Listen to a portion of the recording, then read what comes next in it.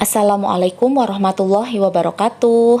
Selamat pagi anak soli dan solihah kelas 6. Bagaimana kabarnya hari ini? Semoga anak-anak selalu dalam keadaan sehat dan semangat belajar. Hari ini kita sudah mulai masuk pembelajaran di semester 2 ya anak-anak. Sudah siap untuk belajar? Harus lebih semangat belajarnya ya. Sebelum kita memulai pembelajaran daring hari ini, mari kita bersama-sama membaca doa sebelum belajar. Bismillahirrohmanirrohim. Raditu billahi robba, wabil islami dina, wabi muhammadin nabiyya wa rasula, rabbi zidni ilma, warzuqni fahma, amin. Semoga kita diberi kemudahan dalam belajar. Sekarang, anak-anak persiapkan terlebih dahulu buku 6C halaman 6 dan alat tulisnya ya. Hari ini kita akan belajar tema 6, menuju masyarakat sehat, subtema 1, masyarakat peduli lingkungan, MUPEL IPS. Materi yang akan kita pelajari hari ini, proklamasi kemerdekaan Indonesia dan upaya mengisi kemerdekaan Indonesia dengan perilaku positif. Perhatikan baik-baik penjelasan dari Ustadzah ya. Tahukah anak-anak, kemerdekaan Indonesia merupakan hasil perjuangan para pahlawan dan seluruh rakyat Indonesia. Proklamasi kemerdekaan Indonesia diperjuangkan sejak zaman penjajahan Belanda sampai zaman penjajahan Jepang. Pada zaman penjajahan Jepang membutuhkan bantuan rakyat Indonesia untuk melawan sekutu. Oleh sebab itu, Jepang berusaha menarik simpati rakyat Indonesia dengan mengizinkan pengibaran bendera merah putih dan penggunaan bahasa Indonesia sebagai bahasa resmi. Jepang juga menjanjikan kemerdekaan kepada Indonesia. Janji ini diwujudkan dengan pembentukan BPUPKI dan PPKI. Bagaimana perjalanan proklamasi kemerdekaan Indonesia? Simak baik-baik ya. Perjalanan proklamasi kemerdekaan Indonesia.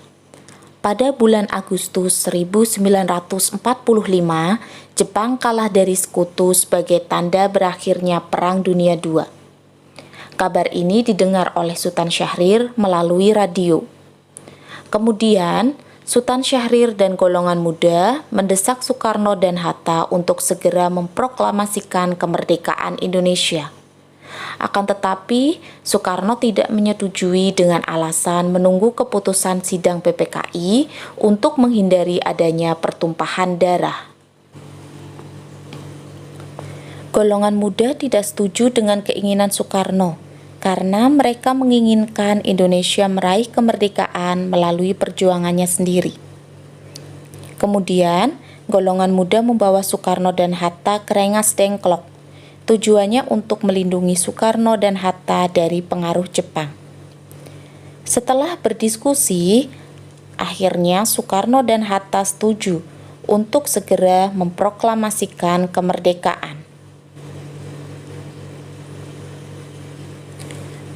Golongan muda, Soekarno dan Hatta kembali ke Jakarta dan menuju rumah Laksamana Maida untuk menyusun teks proklamasi. Naskah proklamasi disusun oleh Soekarno, Hatta, dan Ahmad Subarjo. Naskah tersebut kemudian diketik oleh Sayuti Melik. Pada tanggal 17 Agustus 1945, teks proklamasi dibacakan oleh Soekarno dengan didampingi oleh Muhammad Hatta. Berikut dokumentasi perjalanan proklamasi kemerdekaan Indonesia. Di situ ada naskah teks proklamasi setelah diketik oleh Sayuti Melik. Muhammad Hatta mengusulkan agar semua orang yang hadir dalam penyusunan naskah proklamasi menandatangani naskah tersebut. Namun, Soekarni mengusulkan agar naskah hanya ditandatangani oleh Soekarno dan Hatta sebagai wakil bangsa Indonesia. Pada tanggal 17 Agustus 1945, teks proklamasi dibacakan oleh Soekarno dengan didampingi oleh Muhammad Hatta. Pelaksanaan Proklamasi Kemerdekaan Indonesia dilakukan di Jalan Pegangsaan Timur nomor 56.